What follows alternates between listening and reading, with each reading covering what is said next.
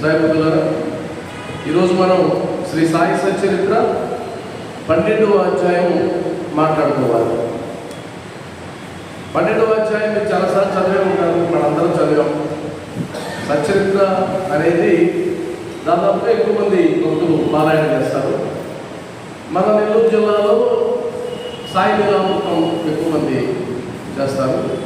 ఏదైనా సారాంశం ఒకటే, కాకపోతే రెండు ఒకటిగానే ఉంటాయని చెప్పలేం, కానీ రెండు దాదాపుగా తత్వం ఒకటే. తత్వం ఎక్కడా మారదు. సాయి తత్వం గ్రంథాన్ని బట్టి మారిపోయేది ఏముండదు.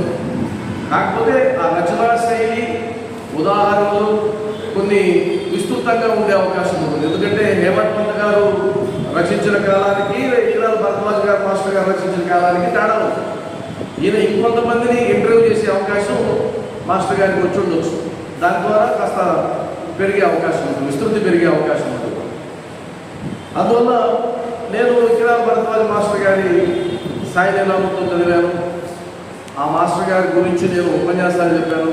సాయి టీవీలో ఆయన బోధన గురించి నేను దాదాపు చాలా ఎపిసోడ్ చెప్పాను, టీవీలో చెప్పాను. నాకు చాలా ఇష్టమైనటువంటి తత్వం. ఆయన అధ్యాపకుడుగా, లెక్చరర్గా ఉన్నారు కాబట్టి ఆయన ఎడ్యుకేషన్కి సంబంధించి, భక్తులకు సంబంధించి, సమాజానికి సంబంధించి ఆయన ఉన్నటువంటి ప్రత్యేకమైనటువంటి బంధ, అది నాకు చాలా ఇష్టం. చాలా ఇష్టం, చాలా అద్భుతంగా ఉంటాయి ఆ మెసేజ్. కాకపోతే అది ఇప్పుడు పోవడంలే జనంలోకి ఏమవుతున్నాయంటే బాబాకు సంబంధించిందే పోతుంది, కానీ వాస్తవానికి ఆయన దార్శనికుడు, అద్భుతమైన దార్శనికుడు. ఆయన అధ్యాపకుడు కదా, ఆయన ఉంటుంది అంతే ఖచ్చితంగా. అందువల్ల భవిష్యత్తులో ఆల్రెడీ నేను ప్రిపేర్ అయ్యాను.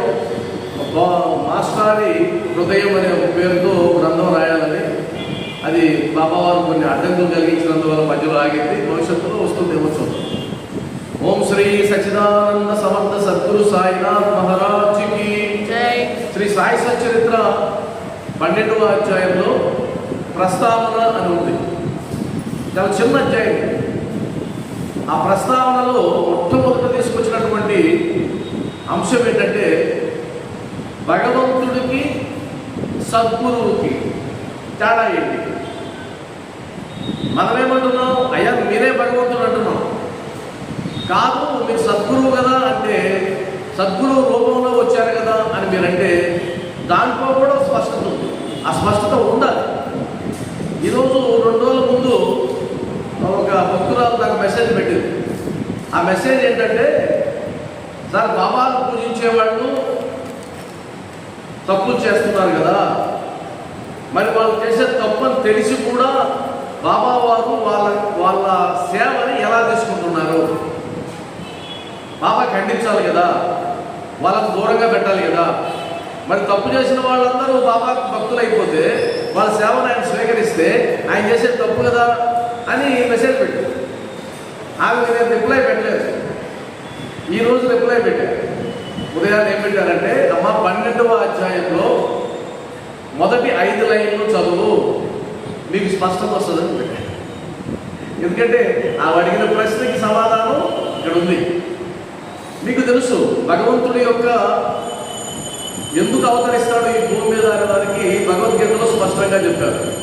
యథా యథా హి ధర్మస్య గ్లానిర్భవతి భారత అభ్యుత్థానమధర్మస్య తదాత్మానం సృజామ్యహం పరిత్రాణాయ సాధూనాం వినాశాయ చ దుష్కృతాం ధర్మ సంస్థాపనార్థాయ సంభవామి యుగే యుగే సంభవామి యుగే యుగే. స్పష్టంగా ఎందుకు అవతరిస్తారు భూమి మీద అని అంటే, ఒక దేహాన్ని ధరించి లేదా నిరాకారంగా. ఎందుకంటే సజ్జనులకి, సాధు సత్పురుషులకి ఇబ్బంది కలిగినప్పుడు, క్లేశం వచ్చినప్పుడు, అధర్మం ప్రజ్వరిల్లినప్పుడు, అప్పుడు ఆ అధర్మ వర్తనలోని నాశనం చేయడానికి నేను ఈ భూమి మీదకి వస్తాను. ఆ చెప్పిన ప్రకారమే ఆయన భూమి మీద అవతరించినటువంటి రామావతారంలో ఎవరిని సంహరించారు? రావణాసురుడు. రావణాసురుడిని ఎందుకు సంహరించారు? ఆయన అహంకారంతో, గర్వంతో ఆయన చేసేటువంటి పనులు మంచివి కాదు కాబట్టి, దుర్గుణాలు ఉన్నాయి కాబట్టి, మహాభక్తుడైనా సరే రావణాసురుడికి మించిన భక్తుడు ఎవరు ఉండరు. శివభక్తుడు, గొప్ప శివభక్తుడు. అంత గొప్ప శివభక్తుడైనా సరే దుర్గుణాల కారణంగా, పరస్త్రీ వ్యామోహం కారణంగా, కామం కారణంగా, క్రోధం కారణంగా ఆయన సంహరించబడ్డాడు. ఆయన సంహరించాడు అంటే చంపేశాడు. అర్థమైంది కదా దాకా మీకు? అదేవిధంగా కృష్ణావతారంలో శిశుపాలుడి దగ్గర నుంచి దుర్యోధనాల దగ్గర దాకా సంహరించాడు. కురుక్షేత్ర సంగ్రామం అని భగవంతుడు చెప్పినటువంటి ఆ కార్యం ఏదైతే ఉందో, సంహరించడం, దుష్టులని సంహరించడం ఏదైతే ఉందో అది చేశాడు. కానీ సద్గురువుకు వచ్చేటప్పటికి తేడా ఉంది. ఆయన సంహరించడం కాదు, సంస్కరించడం. అది గురువు యొక్క గొప్పతనం. రావణాసురుని సంస్కరించలేదు రాముడు, సంహరించాడు. శిశుపాలుని 100 తప్పుల వరకు ఎదురు చూసి 100వ తప్పు అయిన తర్వాత సంహరించాడు. ఎక్కడ సంస్కరించిన దాఖలాలు లేవు. దుర్యోధనుడు కూడా సంస్కరించిన దాఖలాలు లేవు. కాబట్టి దుష్టులను సంహరించడానికి అవతరిస్తానని భగవానుడు చెప్పాడు. కానీ సద్గురువు సంహరించడం కాదు, సంస్కరించడమే ఆయన యొక్క అజెండా, ఆయన యొక్క పని. కాబట్టి గురువు ప్రత్యేకం. అందువల్ల ఒకవేళ చెడ్డ చేస్తూ ఉన్నా, చెడు మార్గంలో వెళ్తున్నా ఆయన ఏమి దూరం పెట్టాడు భక్తుల్ని, అందుకు దూరం పెట్టాడు. ఆయన సద్గురువు కాబట్టి వాళ్ళని ఏదో ఒక రూపంగా సంస్కరించి ఆయన మార్గంలోకి తెచ్చుకోవడానికి ప్రయత్నం చేస్తాడే తప్ప దూరం పెట్టడు. అలా దూరం పెట్టే పని అయితే ఈరోజు దేవాలయాలు నిర్వహించే వాళ్ళు కానీ, ప్రవచనాలు చెప్పేవాళ్ళు కానీ, భక్తులు కానీ అందరిలో పూర్తిగా అద్భుతంగా మంచి గుణాలతోనే ఉన్నారా? లేరే. అద్భుతంగా లక్షల రూపాయలు, కోట్ల రూపాయలు బాబా మందిరాలకు పెట్టిన వాళ్ళు కూడా దుర్గుణాలతో ఉన్న వాళ్ళు ఎంతమంది లేరు? ఎంతోమంది ఉన్నారు. మరి ఎలా తీసుకుంటాడండి బాబావారు అని అంటే దానికి సమాధానం ఇది. మరి హుండీలో వేసే డబ్బులన్నీ ధర్మయుతంగా సంపాదించిన డబ్బులే వేస్తున్నారా? అధర్మయుతంగా సంపాదించిన పట్టం లేదా హుండీలో? మరి స్వీకరిస్తున్నాడే ఆయన? అరే నువ్వు ఈ డబ్బుల్ని స్వీకరించడానికి తరిమేయడం లేదే, వాళ్ళని ఇంకోసారి డబ్బులు అడగకుండా ఉండడం లేదే. దానికి కారణం ఏంటంటే అది అధర్మయుతమైనటువంటి డబ్బు అయినా ఆ హుండీలో పడేసరికి అది సంస్కరించబడుతుంది, అది ధర్మంగా మారిపోతుంది. ఒకవేళ దుర్మార్గుడైనా ఆయన సన్నిధిలోకి వచ్చిన తర్వాత క్రమేపీ క్రమేపీ క్రమేపీ క్రమేపీ సంస్కరించబడతాడు. మీరు కావాలంటే చూడండి, ఒకప్పుడు నేను ఇలా ఉండేవాడినండి, చాలా దుర్మార్గంగా ఉండేవాడిని, కానీ బాబా దగ్గరకు వచ్చిన తర్వాత మారానండి అనేవాళ్ళు. అవునా? మరి ఆ మార్పు ఎక్కడి నుంచి వచ్చిందండి మీకు అంటే బాబా వారి అనుగ్రహం వల్లనే. కాబట్టి ఆ అడిగిన దానికి సమాధానం ఇక్కడ స్పష్టంగా ఉంది. కాబట్టి దుర్మార్గులను కనికరించి, సచరిత్రలో ఉన్న వాక్యం చదువుతున్నా, దుర్మార్గులను కనికరించి వారిని సన్మార్గమున ప్రవర్తింపజేయనట్లు చేయును సాయిబాబా. కాబట్టి ఆయన జాబ్ చార్ట్ అది, మనకి ఇబ్బంది ఏం లేదు. అయితే ఏమండి, అలా దుర్మార్గులను విడిచిపెట్టేస్తే వాడు సమాజం మీద పడితే ఇబ్బంది కదా అని అనిపిస్తుంది మనకి. కానీ ఆయన చేతిలో ఆయుధం ఉందని నిన్న కూడా చెప్పాను. ఆయుధం ఏముంది ఆయన దగ్గర? సటకా ఉంది. నువ్వు కదా పెంచు మీరిపోతే ఆ సటకాతో 4 దెబ్బలేసి కూర్చోబెట్టాలి ఖచ్చితంగా, తిరుగులేదు. నువ్వు ఆయన బిడ్డవైతే కదా, ఆయన బిడ్డవైతే, కాకపోతే ఆయన సంబంధం లేదు. నువ్వు ఆయన నమ్మినట్లయితే నీకు సచరిత్రలో ఎన్ని ఎగ్జాంపుల్స్ ఉన్నాయో ఆ విధంగా చాలా ఎగ్జాంపుల్స్ ఉన్నాయి. అంటే నాలో ఒకవేళ చెడు ఉన్నట్లయితే ఆ చెడుని పోగొట్టవలసిన బాధ్యత నీది కాదా, నన్నెందుకయ్యా అంటావు అని భక్తుడు కూడా భగవంతుడిని ఎదిరించిన సందర్భాలు కూడా ఉంటాయి. నేను ఇంకా దుర్మార్గంగా ఉన్నానంటే నువ్వు ఎలా ఊరుకున్నావు? మార్చు, నన్ను మార్చు, బాధ్యత నీది కదా. బిడ్డ చెడిపోతే ఎవరిది బాధ్యత? తల్లిదండ్రులది. శిష్యుడు చెడిపోతే ఎవరిది బాధ్యత? గురువుది. నువ్వు తీసుకో, నన్ను ఎందుకు సంస్కరించడంలే అని అడిగే అధికారం కూడా మనకు ఉంటుంది. ఆ తర్వాత వారికి మంచివారును చెడువారును ఒక్కటే. ఇది ఎక్కడ విడ్డూరం? ఇది స్టేట్మెంట్, అది సచరిత్రలో స్టేట్మెంట్. వారికి మంచివారును చెడ్డవారును ఒక్కటే. అంటే వాస్తవానికి బాబావారు నీ గుణాలు చూడాలి కదా, నీలో ఉండే దుర్గుణాలని ఆయన ఎలా యాక్సెప్ట్ చేస్తాడు? ఇద్దరు ఒకటి ఎలా అవుతారు అని అంటే, ఒక తల్లికి ఇద్దరు బిడ్డలు ఉన్నారు. ఒక బిడ్డేమో సక్రమమైన మార్గంలో వెళ్తున్నాడు, ఇంకొక బిడ్డేమో సరిగా లేడు, ప్రవర్తన సరిగా లేదు. ఇప్పుడు మూడో వ్యక్తిగా మనం చూసి వీడు దుర్మార్గుడండి, వీడు మంచివాడండి అని మూడో వ్యక్తిగా మనం అంటాం. కానీ తల్లి అంటుందా? వాడిని దూరం పెట్టేస్తుందా? నువ్వు చెడ్డవాడికి నీకు భోజనం పెట్టను పో అంటుందా? అది మాతృహృదయంలో మంచి చెడ్డ లేదు. ఆయన మాతృసాయి, బాబా వారిది మాతృహృదయం, మంచి చెడ్డ లేదు. కాకపోతే హెచ్చరించడం, చెప్పడం, సంస్కరించడం ఇవన్నీ జరుగుతూనే ఉంటాయి. మీరు అడిగారు అనుకోండి, ఆ తల్లిని పోయి ఏమ్మా ఇలాంటి వాడు మీ కొడుకు అంటే మారుతాడులేండి, వాడు తెలుసుకుంటాడులేండి అంటారా లేదా? ఇదే మనస్తత్వం బాబా వారికి కూడా. వాస్తవానికి మీకు మంచి అనిపించింది, అది నాకు చెడు అనిపించవచ్చు. మీరు సమాజాన్ని గమనించాలి. మీకు మంచి అనిపించింది, మాకు చెడు అనిపించవచ్చు. నాకు చెడు అనిపించింది, మీకు మంచి అనిపించవచ్చు. మీరు కావాలంటే సమాజంలో మీరు గమనిస్తే, నాకు మంచి స్నేహితుడు అనుకోండి, ఒక వ్యక్తి ఉన్నాడు, మంచి స్నేహితుడు, మేమిద్దరం బాగా దోస్తులు. ఆ మంచి అనిపించిన నా స్నేహితుడు ఇంకొకరికి దుర్మార్గుడు. వాడు స్నేహం చేయడు, వీడి దగ్గరికి రానండి. వాడు అంటాడు, వాడు ఎలా నచ్చాడే నీకు, వాడు దుర్మార్గుడే, పరమ దుర్మార్గుడు అంటాడు. కానీ నాకు మాత్రం చాలా మంచోడు. అప్పుడు నేనేమంటాడంటే, మీకు అలా అనిపిస్తున్నాడేమో కానీ నాకు మంచోడండి అనే సందర్భాలు ఉన్నాయా లేవా? అంటే అర్థమేంటి? ఇది మంచి, ఇది చెడు అని నిర్ణయించడానికి మనకెవరు లేవు.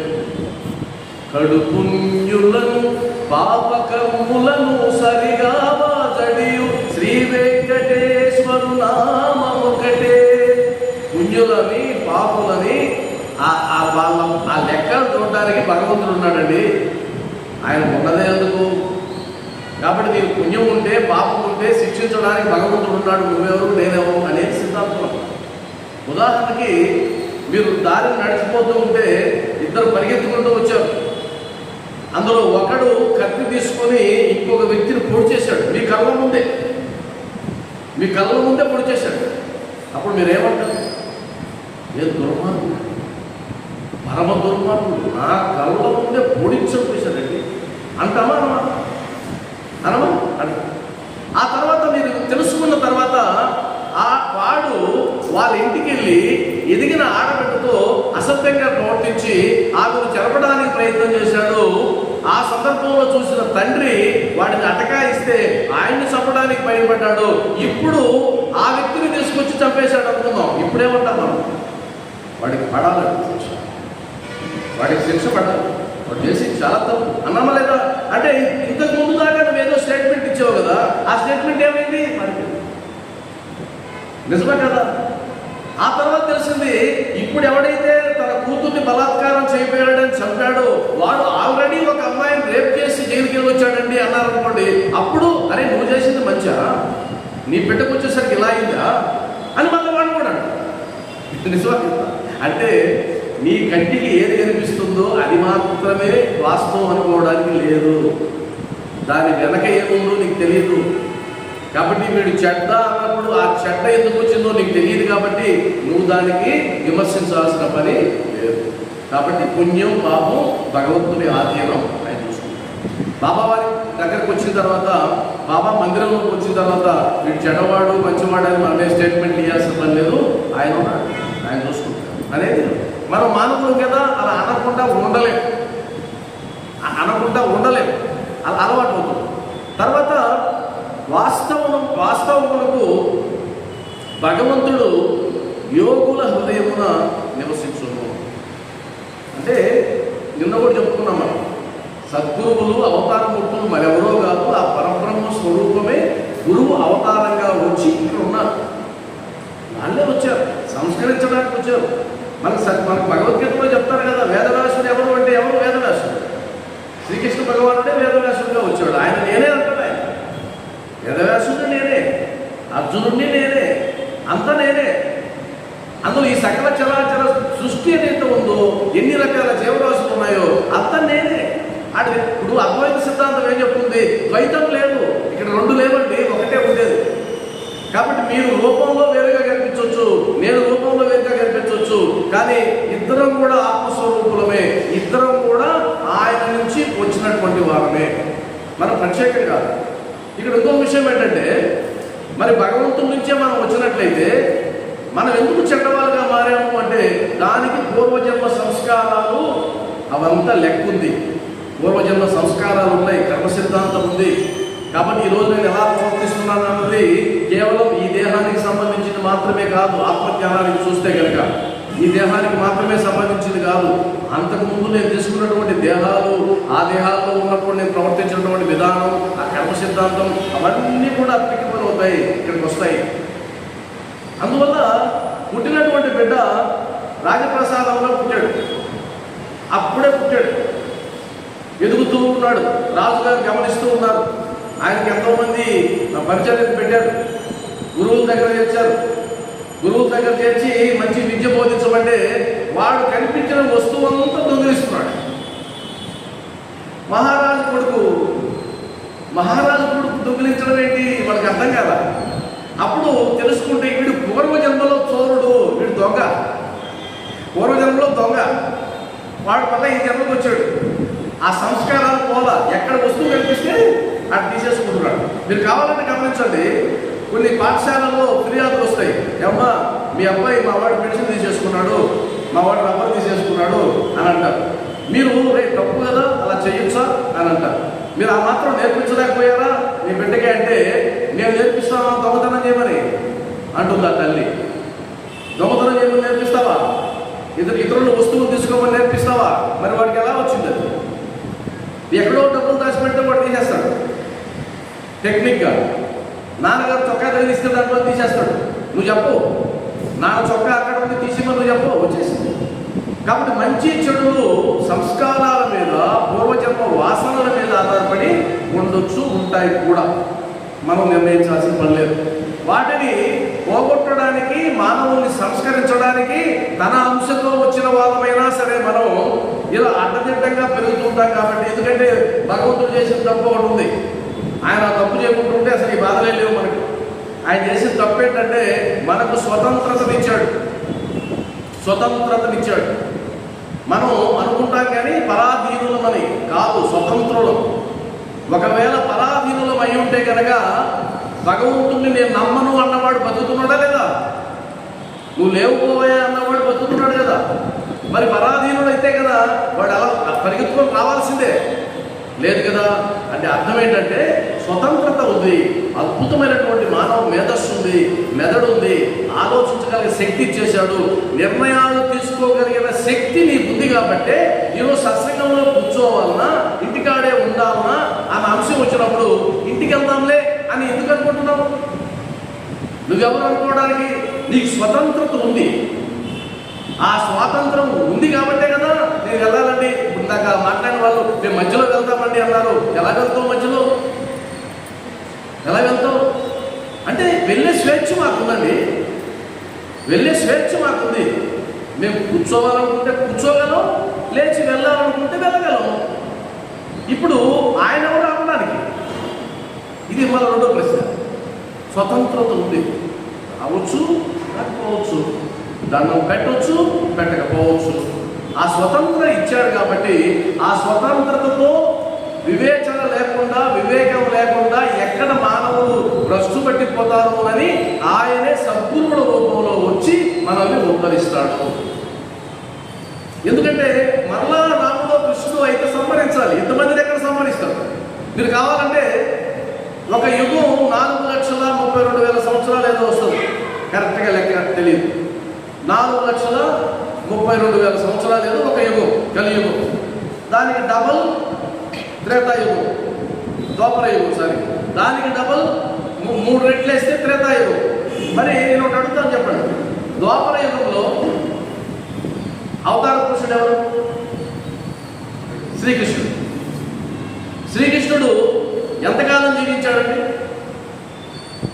లెక్క ఉంది కదా, ఎంతకాలం? శ్రీకృష్ణుడి యొక్క ఆయు ప్రమాణం, శ్రీకృష్ణుడు 125 సంవత్సరాలు జీవించాడు. 125 సంవత్సరాలు. మరి ఒక యుగానికంతా ఆయన్నే అవతారం పూర్తిగా చెప్తున్నారే, మిగిలిన 4 లక్షల సంవత్సరాల సంగతే. మరి ఏ అవతారం ఉంటుంది అక్కడ? ప్రశ్న కాదు. మరి త్రేతాయుగంలో ఎవరు అవతార పురుషుడు? శ్రీరాముడు. శ్రీరాముడు 11,000 సంవత్సరాలు పరిపాలించాడు. ఏది? రాజ్య పట్టాభిషేకం తర్వాత, సీతమ్మ వారి తర్వాత. మరి ఇదంతా కూడా ఒక 1000 సంవత్సరాలు కూడా వేసుకోండి, 12 సంవత్సరాలు. వాళ్ళ నాన్న దశరథ మహారాజు 60,000 సంవత్సరాలు పరిపాలించాడు. 60,000 సంవత్సరాలు. మరి 60,000 కూడా తీసుకోండి, వాళ్ళ పూర్వీకులు కూడా తీసుకోండి. మిగిలిన 8 లక్షల సంవత్సరాలకు సంబంధించిన చరిత్ర నీకు తెలియదు, చెప్పలేవు. అంటే అర్థం ఏంటంటే, అప్పట్లో ధర్మం కృతయుగంలో 4 పాదాల మీద ఉంది, త్రేతాయుగంలో 3 పాదాలకు వచ్చింది, ద్వాపర యుగంలో 2 పాదాల మీద ఉంది, కలియుగంలో 1 పాదం మీద ఉందో లేదో కూడా తెలియదు, పుట్టుకుంటూ నడుస్తూ ఉంది. మరి ఇక్కడ అప్పుడు త్రేతాయుగంలో ఎవరు విలను అని అన్నారనుకోండి, రావణాసురుడు అంటారు. రావణాసురుడు ఒక్కడే విలను, పెద్ద నాయకుడు ఒక్కడే. మరి కలియుగంలో వీధికి ఒక పెద్ద నాయకుడు, ఇంటికి ఒక పెద్ద నాయకుడు. అంతేందుకు మనలో కూడా ఒక పెద్ద నాయకుడు. మనమంతా హీరోలమే కాదు, మనలో కూడా ఒక విలన్ ఉంటాడు, ఒక చెడ్డవాడు ఉంటాడు. అంటే అర్థం, కలియుగానికి వచ్చేసరికి ధర్మం దారి తప్పింది కాబట్టి ఒక్క అవతార పూర్తి వల్ల సాధ్యం కాదు. కాబట్టి ఏ ప్రాంతంలో ఎక్కడ ఏ విధంగా అవసరమో సద్గురువులు ఇంతమంది అవతరించారు. వాళ్ళు వచ్చారు, వాళ్ళ జీవన విధానంలో ఎంతమంది అయితే వాళ్ళ పరిధిలో వస్తారో వాళ్ళందరినీ సంస్కరించారు, అనేక గ్రంథాలు రాశారు. ఆ తర్వాత పరంపర ఇప్పటికీ కొనసాగుతూనే ఉంది. వాళ్ళని ఆశ్రయించేవాడు ఉద్ధరించబడుతూనే ఉన్నారు ఆ గురువులు. అదే క్రమంలో భగవంతుడే సద్గురు యొక్క హృదయంలో కొలువై ఉంటాడు అనేది ఈ శ్రీ సాయి సచ్చరిత్ర 12వ అధ్యాయంలో చెప్పబడుతుంది. వాస్తవములకు వారు భగవంతుని కంటే వేరు కాదు. ఇది స్టేట్మెంట్. సద్గురువు భగవంతుని కంటే వేరు కాదు. కాబట్టి భగవంతుడికి ఏ విధంగా అయితే మనం ఉపచర్యలు చేస్తామో సద్గురువు కూడా అలాగే ఉపచర్యలు చేస్తూ ఉన్నాం. వారు సద్గురువు శ్రేష్ఠుడైన సాయిబాబా భక్తుల క్షేమం కొరకు అవతరించారు. మరి ఎందుకు అవతరించారు అంటే ఎవరో సంహరించడానికో ఇంకేదో చేయడానికో కాదు. ఆయన భక్తుల యొక్క యోగక్షేమాలు చూడడానికి ఆయన అవతరించారు. కాబట్టి ఒక్కొక్క అవతారం ఒక్కొక్క ఉద్దేశంతో వచ్చింది ఈ భూమి మీద. ఆయన ఆ ఉద్దేశంతో వచ్చాడు. భక్తుల యొక్క క్షేమాన్ని కోరుతారు. అందుకనే చూడండి, సాయి తత్వం తెలియకపోయినా, సచ్చరిత్ర చదవకపోయినా, సత్సంగానికి రాకపోయినా కోట్ల మంది బాబా పాదాలు పట్టుకుంటున్నారు, ధరిస్తూ ఉన్నారు. ఎందుకంటే వాళ్ళ క్షేమాన్ని కోరేవాడు, వాళ్ళ క్షేమాన్ని చూసేవాడు ఆయన అన్నటువంటి ఎరుకని ఆయన కలిగించగలిగాడు. కాబట్టి పరిగెత్తుకుంటూ వస్తున్నారు. ఆ తర్వాత జ్ఞానంలో ఉత్కృష్టులై దేవి తేజస్సుతో ప్రకాశించుతూ వారు అందరినీ సమానముగా ప్రేమించండి. వారు సమానముగా, ఇక్కడేం తరతమ భేదాలు లేవు. మనం చెప్పేటప్పుడు చెప్తాం, కానీ మీరు దానం చేస్తే బాబా వారి అనుగ్రహం ఎక్కువ వస్తుందండి, అర్థం ఎక్కువ వస్తుంది అంటాం. అదేగా మీరు ప్రస్తుతం చేసిన దానాన్ని బట్టి లెక్కలు ఉండవు. ఇప్పుడు చేసే దానం విత్తనాలు నాటడం వంటివి. బాబా వారే చెప్తారు, దానం చేసి సత్కర్మలు చేసి విత్తనాలు నాటుకుంటారు, ఆ తర్వాత పెరిగిన పంటను కోసుకుంటారు అని బాబా వారు చెప్పారు. అంటే అర్థమేంటి? ఈరోజు ఇప్పుడు కూర్చోరు, ఒక 1000 రూపాయలు డొనేషన్ రాశారు. ఈ డొనేషన్ రాసిన వెంటనే పక్క రోజు నీకేం మార్పేం రాదు. ఇది అకౌంట్లో జమ అయింది. ఈ జమకు సంబంధించిన పుణ్యం నీకు ఎప్పుడు అవసరం ఉందో అప్పుడు బాబా వారు ఆ లెక్క తెలుస్తుంది. లేదా మరుజన్మలోనైనా సరే, ఒకవేళ మనం నమ్మినట్లయితే, మరుజన్మ నమ్మినట్లయితే అప్పుడైనా లెక్క. ఎందుకంటే ఒకసారి చేసిన పుణ్యం అది ఎప్పటికీ వృధా కాదు. ఒకసారి చేసిన పాపం ఎప్పటికీ నిన్ను విడిచిపోవు. ఈ రెండు అద్భుతమైన సూత్రాలు. నువ్వు ఒకరిని మంచి చేశావంటే నీకు ఖచ్చితంగా ఫలితం ఉంది. నువ్వు ఒకరిని చెడ్డ చేశావంటే ఖచ్చితంగా ఆ పాపం నువ్వు అనుభవించి తీరవలసిందే. తప్పించుకున్నాడండి కుదరదు. నీకు అలా అనిపించవచ్చు. పాపం చేస్తున్నవాడు, డబ్బులు పెరుగుతూ ఉన్నాయి, కోట్లు సంపాదిస్తున్నాడు, వాడు పరమ దుర్మార్గుడు, వాడికి లేదు దుర్గుణం లేదని మనం కామెంట్ చేస్తాం. ఆ కోట్లు సంపాదించడం, ఆ ఐశ్వర్యం, ఆ భోగం ఇప్పటి లెక్కన మనం అనుకుంటున్నాం కాదు. ఇది ఏ జన్మలోనూ అతను చేసుకున్న పుణ్యం తాలూకా వచ్చింది. ఆ రాశి ఎప్పుడైతే కరిగిపోతూ వస్తుందో అప్పటిదాకా అనుభవించినటువంటి భోగాలన్నీ క్షణంలో మాయమైపోయి. ఇప్పుడు ఈ మధ్య మీరు చూశారు, ఒక రాజకీయ నాయకుడు కోట్ల రూపాయలు సంపాదించాడు. ఆయన బంగారు పల్లెంలో తినేవాడు. ఆయన ఇంట్లో కుర్చీ కూడా బంగారే, మొత్తం బంగారు మయం, కోట్లు. ఈరోజు సంవత్సరాల తరబడి జైల్లో బంగారు. మరి అంత డబ్బు వచ్చిందంటే పుణ్యం చేశాడు కదా. మరి ఆ పుణ్యం ఇప్పుడేమైంది? పోయింది, ఖర్చు ఎత్తింది, లాగేసావు, మొత్తం అనుభవించేసావు. ఇలా ఉంటాయి భగవంతుడి లెక్కలు. మన సమాజాన్ని గమనిస్తే స్పష్టంగా తెలుస్తుంది. ఓహో, మన జీవితాల వెనక ఏదో ఒక రచన జరుగుతూ ఉంది, ఏదో లెక్కలు జరుగుతూ ఉన్నాయి. ఆ లెక్కలు ఎప్పటికీ వృధా పోవు.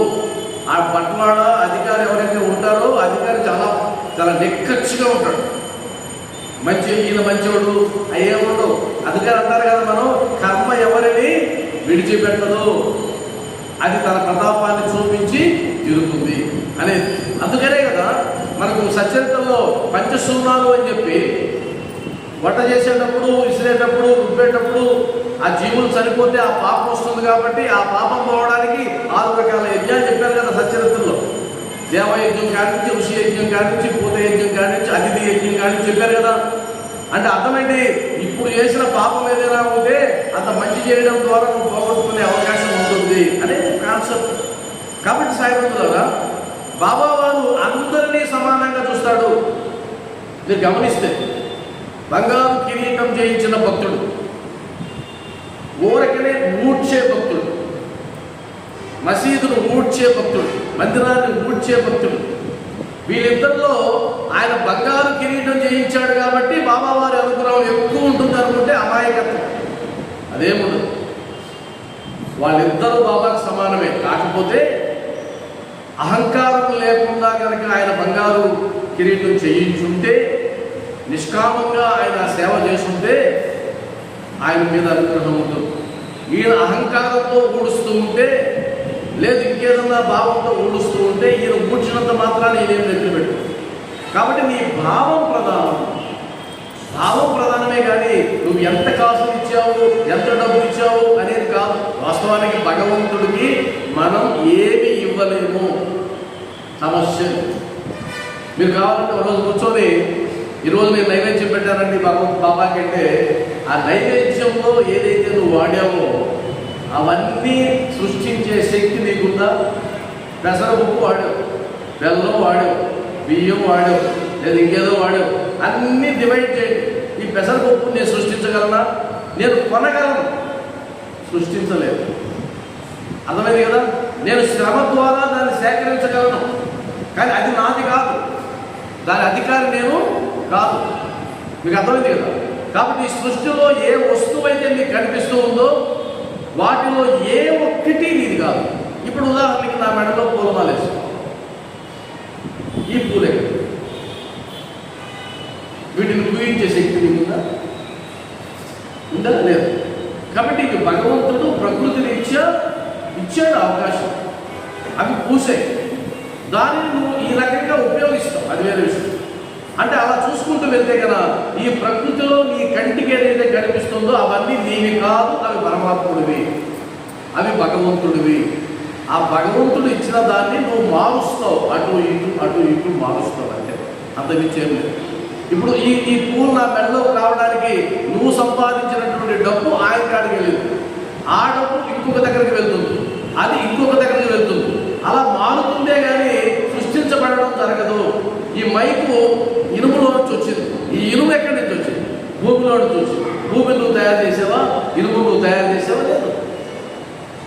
అంటే నేను ఎందుకంటే చెప్తున్నానంటే ఆలోచిస్తూ చేస్తే దాన్ని మనం విచారణ అంటాం. విచారం చేయమంటాం. విచారణ అంటే ఏం లేదు, ఒకదానికి ఆలోచిస్తూ పోతే విచారణ. మనకు ఆధ్యాత్మిక గ్రంథాలు చెప్తాయి, విచారించండి, నీ జన్మ ఎట్టిది, నువ్వు ఎక్కడి నుంచి వచ్చావు, ఎంతకాలం ఉంటావు, ఏం ఎత్తుకుని పోతావు, విచారించు అంటే అర్థం ఏంటి? విచారించడం అంటే ఒకదానికి ఆలోచిస్తూ వెళ్తే చివరికి నీకు వచ్చేటువంటి ప్రశ్న ఏంటంటే ఇక్కడ నాది ఏమీ లేదు. అది వచ్చిన తర్వాత అప్పుడు 2 చేతులు దండం పెట్టి ఆ తర్వాత బంధువులు, శత్రువులు, మిత్రులు, రాజులు, ఫకీరులు అందరూ వారికి సమానమే. అందువలనే కదా ఐరోపా దేశస్తుడు వస్తే రికమెండేషన్ లెటర్ తీసుకుని వస్తే గుడారం వేసుకొని ఉంటే ఆడంబరంగా ఉంటే ఆయన మసీదు మెట్లు ఎక్కడిచ్చాడా బాబావారు? ఎక్కడి లేదు. మసీదు మెట్లు ఎక్కడానికి లేదు అన్నాడు కదా. అంటే అర్థమేంటి? ఈయన ఐరోపా దేశస్తుడు మనల్ని పరిపాలిస్తూ ఉన్నాడు, ఈయన మనం గౌరవించాలని ఆయనకి లేదు. మరి ఇప్పుడు ఉంది, ఇప్పుడు విఐపి సంస్కృతి ఉంది.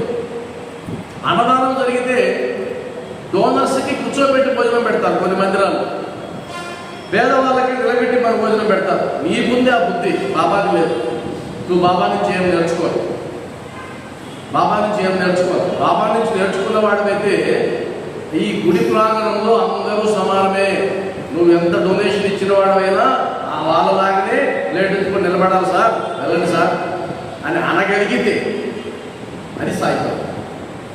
కాబట్టి మీరు ఇలా వెళ్ళండి, ఇక్కడ కూర్చోండి, మీకు వడ్డిస్తారు, మీరు బయట ఉండండి. అయిపోయింది. నీకు సాయితత్వం ఏదో అర్థమైంది, నీకు ఎప్పటికీ అర్థం కాదు సాయితత్వం అంటే. అందరినీ సమానంగా చూసేటువంటి సాయిబాబా మందిరంలో కూడా నువ్వు భేదాలు సృష్టిస్తూ ఉన్నావు అంటే నీకు ఆ దృష్టి ఇంకా రాలేదు. మార్చుకోవాలి. అలా ఉండే గుడులు లేదా ఉన్నాయి, ఎంతో గుడులు ఉన్నాయి, అక్కడ ఏమి తేడాలు ఏముండవు, అందరూ నిలబడాల్సిందే. అలా ఉంటుంటాయి. కాబట్టి శత్రువులు, మిత్రులు, రాజులు, ఫకీరులు అందరూ బాబాకి సమానమే. మీరు చూడండి, ఒక కార్యక్రమం జరిగినప్పుడు ముందు సీట్లు రిజర్వ్ అవుతాయి. ఎందుకు? విఐపీస్. ఎలా విఐపీస్? దేని ఆధారంగా విఐపీస్? అంటే బాబా మీద భక్తిని ప్రామాణికంగా చూసావా? దేని బట్టి చూసావు? లేదు. సామాజికంగా నీకు ఉండేటువంటి స్థితిగతులను బట్టి విఐపీ అయినావు. కానీ బాబా ముందు ఏం లేదు. అందువల్ల బూటీ ఎవరండి? మహాసమాధి మందిరాన్ని నిర్మించినటువంటి బూటీ. అప్పట్లో ₹1,00,000 అయిందని రాశారు. ₹1,00,000. మీరు ఇంటికి వెళ్ళిన తర్వాత పెన్ను, వైట్ పేపర్ తీసుకొని ఒక చిన్న ఎక్సర్సైజ్ చేయండి. ఆ ఎక్సర్సైజ్ ఏంటంటే, ఇప్పటి ప్రకారం 5 ఏళ్ళకి డబ్బులు అవుతాయా, 7 ఏళ్ళకి డబ్బులు అవుతాయి సార్? బ్యాంకులో డబ్బులు 7 ఏళ్ళగా బ్యాంకులో డబ్బులు అవుతాయి. ₹1,00,000 వేస్తే 2 లక్షలు అవుతాయి. లేదు 10 ఏళ్ళు అనుకుంటాం అంటే ₹1,00,000 డిపాజిట్ చేస్తే 10 ఏళ్ళకి డబ్బులు అవుతాయి కదా ఖచ్చితంగా. ఆ విధంగా మీరు 1918లో బాబావారు మహాసమాజ్ చెందారు. సరే 1918 20 చేసుకోండి పోనీ.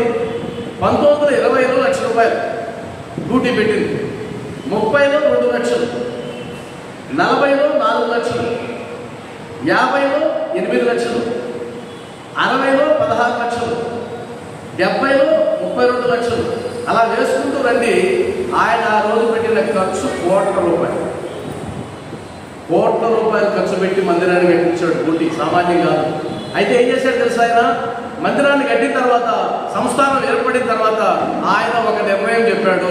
ఆశ్చర్యపోయారు అందరూ. ఆ నిర్ణయం ఏంటంటే, అయ్యా బాబా వారిని దర్శించడానికి వచ్చినప్పుడు నాకు ఎలాంటి మర్యాద చేయకూడదు, నేను అందరితో పాటు క్యూలో వెళ్ళి దర్శనం చేసుకుంటాను అని నిర్ణయించుకుని ఆయన ఉన్నంత వరకు అదే చేసి, ఆయన తరానికి కూడా బాబా నుంచి, బాబా సంస్థానం నుంచి ఎలాంటి ప్రత్యేక సత్కారాలు పొందకూడదు అని చెప్పిపోయాడు. ఇప్పటికి కూడా లేదు. ఇప్పటికి కూడా బూటీకి సంబంధించిన వాళ్ళు సాధారణమైనటువంటి వాళ్ళగానే వస్తారంట. గొప్ప విషయం కదా, సాయి తత్వం వంట పట్టిన వాడు అది ఆ మార్పు అనేది రావాలి. ఆ తర్వాత బాబావారి ప్రత్యేకత అనే ఒక విషయం మాట్లాడుకుంటే కనుక, భక్తుల కొరకు ఇది అద్భుతమైన వాక్యం సచ్చరిత్రలో, చాలా బాగా మంచి వాక్యం. భక్తుల కొరకు తమ పుణ్యమంతయు వ్యయపరచి ఎప్పుడూ వారికి సహాయం చేయుటకు సిద్ధంగా ఉండేవారు. అంటే నాకు కష్టం వచ్చినప్పుడు బాబావారు సహాయం చేస్తారు. బాబావారికి సహాయం చేసే అధికారం ఎక్కడి నుంచి వచ్చింది? 2 రకాలు చెప్పవచ్చు. ఆయన పరబ్రహ్మ స్వరూపుడయ్యా. రెండోది, ఆయన పుణ్యాన్ని మనకు బట్టవాడా చేస్తాడట, హరించిపోతుందట. అంతెందుకు, మీకు ఎగ్జాంపుల్ చూడండి. మీకు ఎక్కడో కొలిమిలో పడే బాలుని కాపాడడానికి ఆయన కొలిమిలో చేపెట్టాడు. కొలిమిలో చేపెట్టినప్పుడు కాలిందా లేదా? మరి ఆయన పలావు వండేటప్పుడు ఆ వేడి ఆ దాంట్లో చేయి పెడితే కాలేదు. మరి ఇప్పుడు ఎందుకు కాలేదైతే అప్పుడు కూడా కాలేదు కదా. మనం చాలా బొమ్మలు ఉన్నాయి, బాబావారు చేపెట్టి తిప్పుతూ ఉంటాడు. అంటే అర్థం, ఆ పిల్లవాడి అల్పాయుష్షు ఏ కర్మ చేతైతే వచ్చిందో ఆ కర్మని ఈయన అనుభవించాడు కాబట్టి చేయి కాలింది. ఆ కాలిన దాన్ని అనుభవించాడు. డాక్టర్ గారు వచ్చారు బొంబాయి నుంచి, కానీ ఇచ్చాడా? వైద్యం చేయించుకున్నాడా? ఎందుకు వైద్యం చేయించుకోవాలా?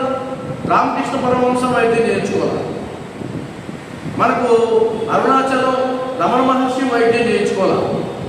ఆది శంకరాచార్యులు వైద్యం చేయించుకోవాలి. ఆ కర్మని యాజ్ ఇట్ ఈజ్గా అనుభవించారు.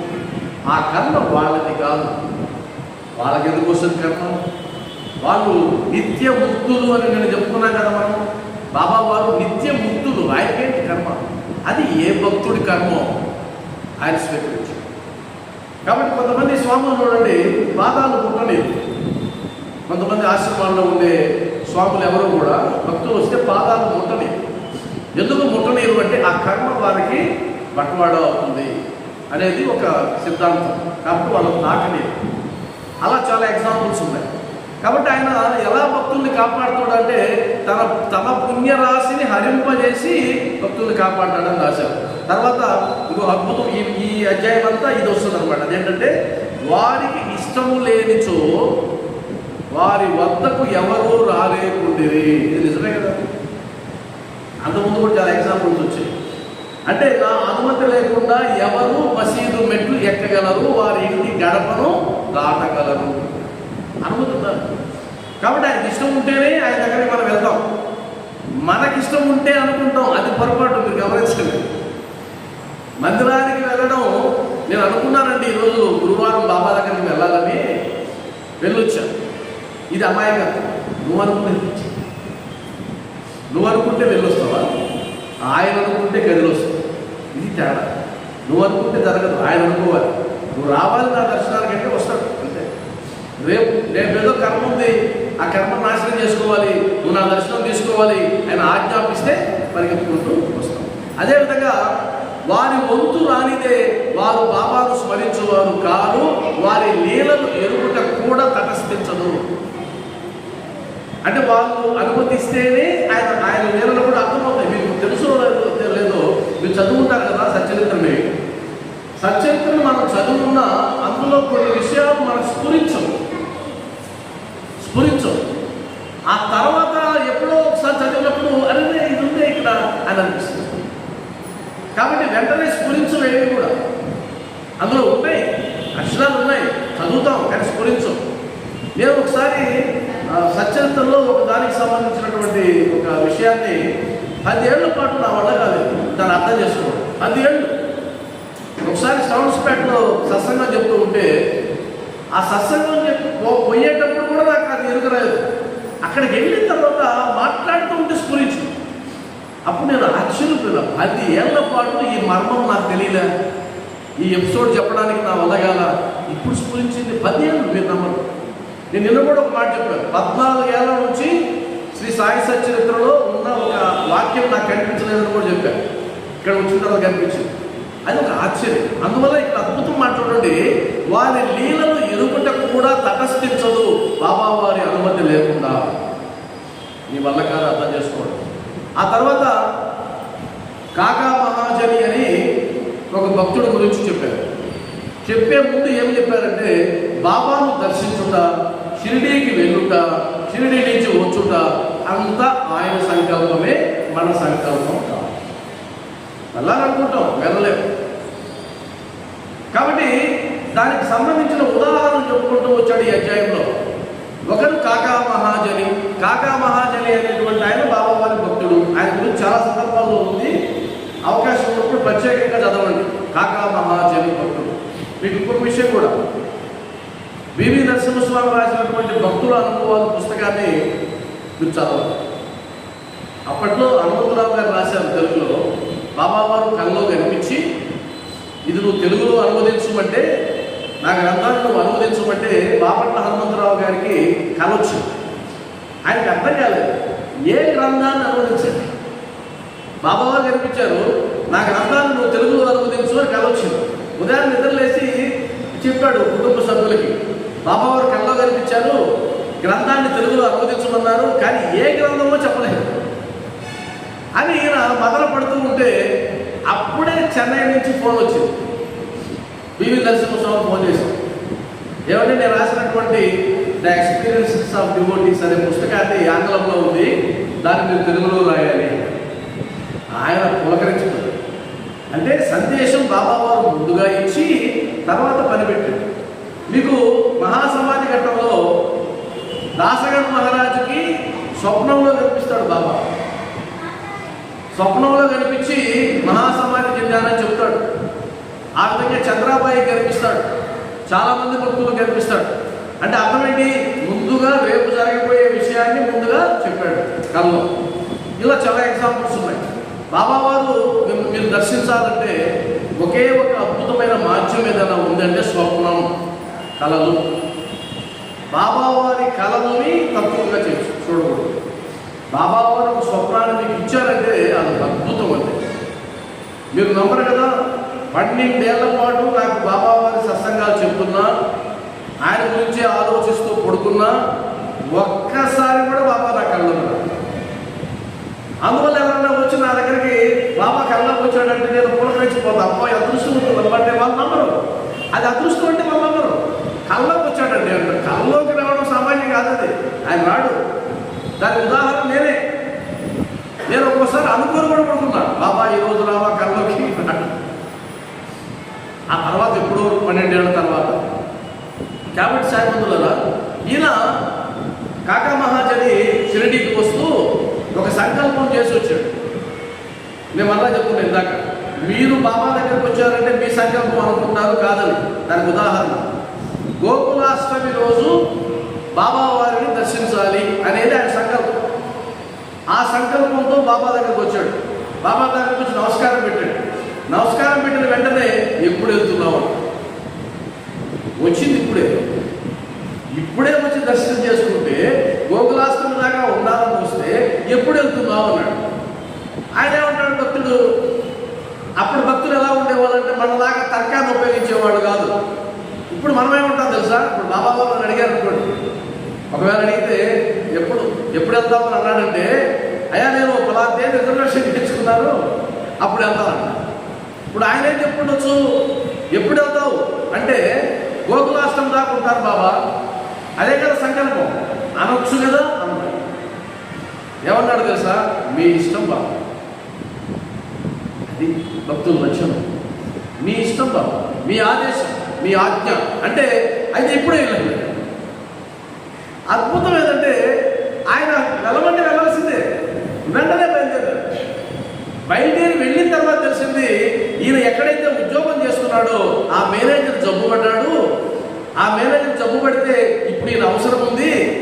అందువల్ల ఆ మేనేజర్ ఉత్తరం రాయించాడు షిరిడీకి, అయ్యా మీరు షిరిడీలో ఉండడానికి లేదు, మీరు వెంటనే బయలుదేరండి అని. అది రావడానికి 2-3 రోజులు పడుతుంది ఎప్పట్లో. కానీ ఈయన తెలియదు ఏముంది కాబట్టి పంపించేశాడు. పంపించిన తర్వాత తెలిసింది, అదే బాబా వారు ఎందుకు వెళ్ళమన్నారంటే ఇక్కడ నా అవసరం ఉంది. మీరు గమనించండి, దీంట్లో గొప్ప సూత్రం వస్తుంది మీకు. ఆ తర్వాత ఇంకొక ఎగ్జాంపుల్ కూడా చెప్పాడు. అదేంటంటే నిమోంకర్ భార్య. ఇదొక అద్భుతమైన ఎగ్జాంపుల్. నిమోంకర్ భార్య. దానికి ముందు బాబు సాహెబ్ దుమాల్ అనేటువంటి బాబు సాహెబ్ దుమాల్ అనే పేరు. ఆయన ఒక ప్లేడరు బాబాను దర్శించుకోవాలని వచ్చాడు. దర్శించుకొని వెంటనే వెళ్ళిపోవాలి. ఇందాక ఆయనేమో ఉండాలని వచ్చాడు, ఈయన వెంటనే వెళ్ళిపోవాలి. ఎందుకంటే కేసు ఉంది, తీర్పు రావాలి. ఈయన పోయి ప్లేడర్ కాబట్టి అటెండ్ కావాలి. సరే దారిలో వెళ్తున్నాం కదా, ఒకసారి బాబాను చూసిపోదాం, దర్శనం చేసుకోపోదామని వచ్చాడు. వచ్చిన తర్వాత బాబా వారు వెళ్తాను బాబా ఈరోజు అన్నాడు. వెళ్ళడానికి లేదు. లోపల ఎలా ఉంటుంది? కేసు తమాషా కాదు, అది ఓడిపోతాడు అనవసరంగా, తీర్పు అగనిస్ట్గా వచ్చేస్తుంది. లోపల టెన్షన్ ఉంది, మదన పడుతున్నాడు. కానీ అప్పట్లో బాబా ఆజ్ఞ చదవదాటేవాడు కాదు, తర్కం లేదు. మళ్ళీ పక్క రోజు వచ్చాడు, బాబా ఈరోజు వెళ్ళొచ్చా? లేదు, రేపు. మళ్ళీ పక్క రోజు వచ్చాడు, బాబా ఈరోజు వెళ్ళొచ్చా? లేదు, రేపు. మనం ఉంటామండి, మనమైతే ఉంటాం, నిజంగా ఉండనే ఉంటాం. వారం రోజులు ఆపిస్తాడు. ఈయనేమనుకుంటున్నాడు, పోయింది నా కేసు రాసిన పెట్టింది, అయినా బాబా మాట మనం జవదాటానికి లేదు అని అనుకుని ఆ తర్వాత వారం తర్వాత అవకాశం ఇస్తే వెళ్ళాడు. అక్కడికి వెళితే జరిగింది ఏంటంటే, ఆ కేసు మెజిస్ట్రేట్ లేనందువల్ల వాయిదా పడుతూ ఈయన ఏ రోజైతే వెళ్ళాడో ఆ రోజే వచ్చాడు. వాళ్ళు నమ్మిన దానికి అలాగే జరిగిందా లేదా? ఇంకొక సందర్భం, నిమోంకర్ భార్య. ఈమె ఆయన కూడా గౌరవ మెజిస్ట్రేట్. ఈ సామాన్యమైన నిమోంకర్ సామాన్యమైన వాడు కాదు. ఎందుకంటే బాబావారు మహాసమాజం చెందినప్పుడు ఈ నిమోంకర్ అక్కడ ఉన్నాడు. ఆ దృశ్యాన్ని కళ్ళారా చూశాడు. బాబావారికి ఆ తీర్థాన్ని పోసినటువంటి వాడు కూడా నిమోంకరే. చివరి తీర్థం పోసిన తర్వాత బాబావారి నోట్లో వచ్చి అవి బయటకు వచ్చేస్తే బాబావారు ఇక లేరు అని అరిచిన వాడు నిమోంకర్. కాబట్టి గొప్ప భక్తులు వాళ్ళు సామాన్యులు కాదు. వాళ్ళు కుటుంబాన్ని విడిచిపెట్టి భార్యాభర్త ఇద్దరు వెళ్ళి బాబా సేవ చేసుకుంటూ ఉన్నారు షిరిడీలో. ఆ తర్వాత ఇంకొక కబురు వచ్చింది, వాళ్ళ కుమారుడికి ఆరోగ్యం సరిలేదని. ఇక తల్లి హృదయం కదా, ఉండలేదు కదా. అప్పుడు తన భర్తను అడిగింది, ఏమని నేను వెళ్ళి కుమారుడిని చూసి వస్తాను, అలాగే బంధువులను కూడా చూసి 4 రోజులు ముందు వస్తాను అనింది. ఆయన అన్నాడు, లేదు వెళ్ళు, వెంటనే రేపు ఉదయం తిరిగి రావాలి. కొడుకును చూసి వచ్చేయి, నీకేం పని ఎక్కడ బంధువులతో, నువ్వు ఉండడానికి లేదు, ఇది నా ఆజ్ఞ అన్నాడు. ఎవరు? భర్త. ఇంకేం చేస్తాడు పాపం, అప్పట్లో జవదాటేవాడు కాదు కదా, ఇప్పటిలాగా కాదు కదా. అందువల్ల ఆమె బాబా దగ్గరికి వెళ్ళి, బాబా వెళ్ళొస్తానని చెప్పడానికి వచ్చింది. ఆయన ఏమన్నాడు తెలుసా? వెళ్ళొస్తానంటే వెళ్ళుము, ఆలస్యం చేయొద్దు, అంటే వెంటనే వెళ్ళు అంటూ ఏమన్నాడంటే, హాయిగా వేలాపూర్లో ఉండి బంధువులను కూడా చూసుకొని 4 రోజుల తర్వాత. ఇప్పుడు సమస్య వచ్చింది. భర్త ఆజ్ఞేమో రేపు రమ్మని, బాబా ఆజ్ఞేమో 4 రోజులు ఉండి రమ్మని. ఇప్పుడు సమస్య ఉంది నిమోంకర్ భార్య. కానీ ఆయన భక్తుడు కాబట్టి బాబా చెప్పిన తర్వాత నువ్వు వెళ్ళిరా అంటే అక్కడ రాస్తారు అద్భుతంగా. ఏం రాస్తారంటే, ఆయన భర్త యొక్క ఆదేశం బాబావారి ఆజ్ఞ ముందు ఓడిపోయింది, అంతే కదా. అందువల్ల బాబావారు ఎందుకు అలా చేస్తారు అని అంటే, మనకు భవిష్యత్తు తెలియదు. మీకు తెలుసా? ఓకేనా, రేపేం జరుగుతుందో మనకున్న అది పరిమితి, -పాయింట్. అది కానీ తెలిస్తే ఈ సమాజం ఎట్లా ఉండదు, గందరగోళం. మనకు ఎప్పుడు చచ్చిపోతామో తెలియదు, రేపేమవుతుందో తెలియదు, ఉన్నది పోతుందో లేదో తెలియదు, పోయిందో వస్తుందో లేదో తెలియదు, ఎవరు ఎప్పుడు మనల్ని విడిచిపెడతారో తెలియదు. ఇన్ని తెలియకపోయినా అహంకరిస్తున్నామా లేక కళ్ళు ఎత్తుకి ఎక్కుండేమో, ఇన్ని తెలియకపోయినా. మరి అవన్నీ తెలిస్తే ఇంక లేదు, సమాజం వేరేగా ఉంటుంది. కాబట్టి మనకు భూతకాలం తెలుసు, జరిగిపోయింది తెలుసు, అది కూడా ఏం జరిగిందో తెలుసు, ఈ శరీరంతో ఏం జరిగిందో తెలుసు. అంతకుముందు జన్మలు మనకు తెలుసా? బాబా వారు చెప్పాడు, ఒక భక్తురాలది ఈమె ఇంతకు ముందు ఒకరింట్లో ఆవుగా ఉన్నది, ఆ తర్వాత ఒక బ్రాహ్మణుని చేసుకునింది, ఆ తర్వాత క్షత్రియుడిని చేసుకునింది అని అన్నాడు. మనకు తెలుసా?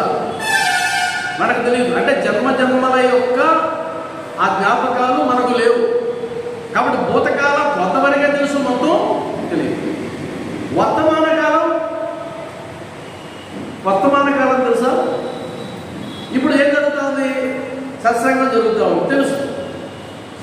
కానీ ఈ సత్సంగం ఎంత జరుగుతుందో అంటే భవిష్యత్తు కాలం మనకు తెలియదు. మనకున్న మైనస్ పాయింట్ ఏంటంటే మన భవిష్యత్తు తెలియదు. ఆ భవిష్యత్తు తెలిసిన వాడు సాయిబాబా. ఆ భగవంతుడికి మాత్రమే తెలుసు నీ భవిష్యత్తు ఏంటో, నీ జమా ఖర్చులు ఏంటో, నీ లెక్కలేంటో, నీ చివరి తేదీ ఏంటో ఆయన తెలుసు, మనకు. కాబట్టి తెలివైన వాళ్ళు చేసే పని ఏంటంటే మన భవిష్యత్తు ఎవరికైతే తెలుసో వారి పాదాలు పట్టుకోవడమే తెలివైన పని. ఎవరికి మనం సేవ చేయాలి, ఎవరిని మనం నమ్ముకోవాలి, ఎవరికి మనం సర్వం దారిపోయాలి అంటే మన భవిష్యత్తు ఎవరికైతే తెలుస్తుందో వారికి. అది సాయిబాబా మాత్రమే తప్ప ఇంకొకరు కాదు. లేదంటే నేను రాముడిని కొలుస్తాను, రాముడు తప్ప ఇంకొకరు కాదు. నేను కృష్ణుని కొలుస్తాను, కృష్ణుడు తప్ప ఇంకొకరు కాదు. నేను అమ్మవారిని కొలుస్తాను, అమ్మవారు తప్ప ఇంకొకరు కాదు. నేను ఈ మాటలు అన్నాను కదా. ఇప్పుడు ఎలా అంటారండి ఆ మాటలు? ఈ అధ్యాయంలోనే వస్తుంది, చెప్తున్నాను. మూర్ఖులు అంటుంటారు బాబాని కొలిచేవాడు ఇంకో దేవతను కొలవకూడదు. నేను మళ్ళా చెప్తున్నా, మూర్ఖులు మాత్రమే అంటారు. బాబా తత్వం తెలిసిన వాడు ఎవడు కూడా అనడు. బాబావారే షిరిడీలో ఉండే శని ఆలయాన్ని, మారుతి ఆలయాన్ని, అమ్మవారి ఆలయాన్ని బాగు చేయించాడని సచరిత్రలు రాసుంటే మరి నువ్వేమో ఇంకోని కొలవకూడదు అంటావా? అంటే నీ సంకుచిత బుద్ధి ఎడకూడవచ్చు. కొంతమంది సాయితత్వంలో బయలుదేరుతారు, మీరు బాబాకి వచ్చే పని అయితే ఇంకో దేవతామూర్తిని పెట్టకూడదు, మీ పూజా మందిరంలో బాబా ఒక్కడే ఉండాలా. వాళ్ళేమనుకుంటారంటే మేము చాలా గొప్ప వాళ్ళు అనుకుంటారు. అది బాబా తత్వం కాదు నాయన, అది బాబా తత్వం కాదు. మీకు అర్థమైంది కదా? ఇలాంటి వాళ్ళ వల్ల ఏమైపోతుందంటే సాయిబాబా కారణం అయిపోతా ఉన్నాడు, పక్కకి వెళ్ళిపోతున్నాడు. కొంతమంది ద్వేషించడం మొదలు పెడతా ఉన్నారు బాబాని. ఎందుకంటే ఇలాంటి వాస్తవానికి బాబా తత్వం అది కాదు. బాబా వారు మహాసమాజ్ చదవడానికి ముందు పారాయణ చేయించాడు కదా విజయ అనే భక్తుని ద్వారా. ఏ గ్రంథాన్ని పారాయణ చేయించాడు? రామ విజయం. రామ విజయాన్ని ఆయన పారాయణ చేయించాడు. మరి ఆయన ఎలా అంటాం మనం? కాబట్టి గుర్తుపెట్టుకోవాలి. ఆ తర్వాత బాబా వారికి మన భవిష్యత్తు తెలుసు కాబట్టి మనం ఆయన పాదాలు పట్టుకున్నాం. నా క్లారిటీ అయితే అది. నన్ను ఎవరైనా అడిగారు అనుకోండి, బాబాని ఎందుకు నమ్ముతున్నాము అని, ఆ కోరికండి ఈ కోరికండి నేను అన్నాను. నేను ఒకటే మాట చెప్తాను, నా భవిష్యత్తులో ఏం జరగబోతుందో, నా కుటుంబానికి ఏం జరగబోతుందో నాకు తెలియదు కాబట్టి అవన్నీ చక్కదిద్దేవాడు, తెలిసినవాడు బాబా కాబట్టి ఆయన పాదాలు నేను పట్టుకున్నాను. ప్రమాణం ఉందా? ప్రమాణం ఉంది. వీళ్ళందరి జీవితాలు ప్రమాణం. ఆ తర్వాత నాసిక్ నివాసి ములే శాస్త్రి అనేది ఒక శీర్షిక. ములే శాస్త్రి ఆయన గురించి చెప్తూ ఏమన్నారంటే ఆయన సామాన్యుడు కాదు, చాలా గొప్పవాడు, సద్బ్రాహ్మణుడు, అగ్నిహోత్రుడు, నిత్యం అగ్నిని పూజించేవాడు, గొప్ప పేరు ప్రఖ్యాతులు ఉన్నవాడు. బాబా దగ్గరికి రావడం కూడా కారణం ఏంటంటే బూటీని కలుసుకోవడానికి వచ్చాడు. బూటీని కలుసుకోవడానికి వచ్చాడు. అంటే బూటీ ఎవరప్పట్లో? కోటీశ్వరుడు. ఆయన పేరే బూటీ కోటీశ్వరుడు అంటాం కదా. కోటీశ్వరుడి యొక్క స్నేహితుడు. శాస్త్రపరంగా మంచి పేరుంది, గొప్ప సంపన్నుల స్నేహం కూడా ఉంది. కాబట్టి ఆయన కొంచెం పై స్థాయిలోనే ఉన్నాడు. ఆయన మసీదు మెట్లెక్కడానికి సంకోచిస్తూ ఉన్నాడు, మసీదు మెట్లెక్కడానికి. ఎందుకంటే ఆయన ఉద్దేశంలో బాబా మహమ్మదీయుడు, ఆయన ఫకీర్ అనే ఉద్దేశంతోనే ఉన్నాడు. అందరూ బాబాను పూజిస్తూ ఉంటే ఆశ్చర్యపోతున్నాడు, ఏంటి అమ్మాయికి బాబాను పూజిస్తున్నారే అని అనుకుంటూ ఉన్నాడు. ఆయన సమక్షంలోనే ఎంత జరుగుతారు. బాబావారు ఆ పారాగ్రాఫ్లో రాస్తారు, బాబావారు మామిడి పండుని నలిపించేవాళ్ళంట భక్తులకి. ఆ నలిపి తీసుకున్న భక్తుడు ఏ దృష్టిభక్తుడో మనకు తెలియదు. ఆయన స్వయాన చేతితో మామిడి పండుని నలిపిస్తే దాంట్లో రాస్తారు ఈ పారాగ్రాఫ్లో, ఆ భక్తుడు కనుక దాన్ని నోట్లో పెట్టుకుంటే రసమంతా వచ్చేస్తుందట. అంత బాగా ఇచ్చేవాడు భక్తులకి. అరటి పండుని తొక్క ఆయన దగ్గర పెట్టుకొని ఆ పండుని ఇచ్చేవాడంట బాబా భక్తులకి, తొక్క ఆయన దగ్గర పెట్టుకొని.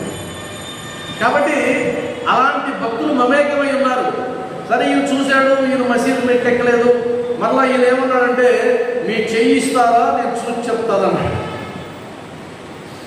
అంటే బాబా వారికి చెయ్యి అడిగాడు ఆయన, నీ జాతకాలు చెప్తానన్నాడు. అందరి జాతకాలు చెప్పేవాడు ఆయనైతే, ఈ అమ్మాయి కూడా వెళ్ళి నీ జాతకం చెప్తాను ఇవి అన్నాడు. బాబా వారు చేయిస్తాడా? ఇస్తాడు. ఆయన చెయ్యి ఇవ్వలేదు, చెయ్యి ఇవ్వలేదు. మీరు అడిగాడు మీరు చెయ్యి ఇవ్వండి అంటే మీకు ఇంత భ్రమ ఎందుకు వస్తుందో నేను చూసి చెప్తానంటే ఈ మొహం నేను చెప్పేదంటే ఆయన అనుకుని ఇవ్వలేదు. ఆ తర్వాత మసీదు వెళ్ళాడు. అక్కడ ఉండేటువంటి భక్తుడు, అయ్యా నేను బాబాని పూజించడానికి పోతున్నాను, నువ్వు వస్తావా అన్నాడు. నేను ఆత్మకు వస్తాను అన్నాడు. అంటే మీరు గమనించండి, చేష్టలన్నీ ఎలా ఉంటాయంటే కాస్త అహంకారపూరితంగా ఉన్నాయి. ఆ తర్వాత బాబా అడిగాడు, ఆ బ్రాహ్మణుడు వచ్చాడా, ఆ బ్రాహ్మణుడు వచ్చాడా అంటే రాలేదు. అయితే మీరు వెళ్ళి దక్షిణ తీసుకున్నాం. ఎవరిని పంపాడు దక్షిణ తీసుకురమ్మని? ఊటీని పంపాడు. ఊటీని పంపాడు దక్షిణ తీసుకురమ్మని. అప్పుడు ఈయన వెళ్ళాడు, అయ్యా బాబా వారు దక్షిణ తీసుకురమ్మన్నాడు. ఈయన అసలే పైన ఉన్నాడు, ఇప్పుడు ఎలా రావాలి, కింద దిగాలి కదా. అప్పుడు ఆయన ఒక మాట అన్నాడు, అద్భుతమైన మాట, అది నాకు వాళ్ళు నచ్చింది. ఆయన ఏమన్నాడంటే నేను అగ్నిహోత్రిని, నేను సామాన్యుని కాదు అంటూ.